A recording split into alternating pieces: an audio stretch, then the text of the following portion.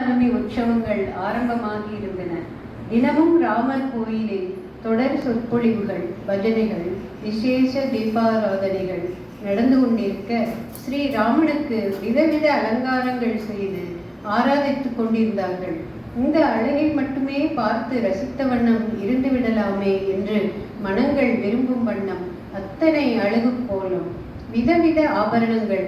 ராமனுக்கு ஒரு நாள் முத்தங்கி சேவை, மறுநாள் ரத்ன கவச்சம். அந்த திவ்ய ஆபரணங்களுக்குள் ஒரு சந்தேகம் ஒன்று எழுந்தது.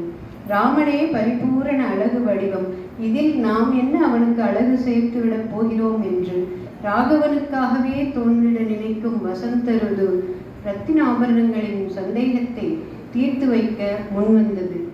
உங்களுக்கு பெருமை எல்லாம் தங்கம், வைரம் போன்ற உங்கள் உயர்வான தன்மையால் தான். அதேபோல் நற்குணங்களும் விலை மதிக்க முடியாத அளவு உயர்வு பெற்றவை. ஆம், கோபப்படுவது எளிது, கோபமின்றி சாந்தமாவது அத்தனை எளிதல்ல. அசத்தியம் ஏற்பது எளிது, ஆனால் சத்தியம் காப்பது சாதாரணமானதல்ல.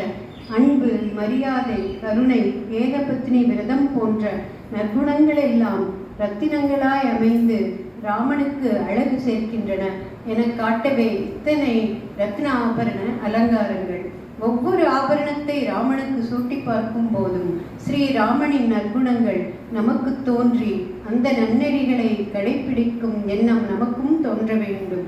பெரியோர்கள் இறைவனுடன் ஒன்ற எத்தனை வித வழிமுறைகளை ஏற்படுத்தியிருக்கிறார்கள் என்று வசந்த பருவம் நேர்த்தியாக சந்தேகத்தை போக்கிவிட்டு ராமனை அனைவருடனும் சேர்ந்து துதிக்க ஆரம்பித்தது. ஜெய் ஸ்ரீராம், ஜானகிராம், பரமபாவன கல்யாணராம்.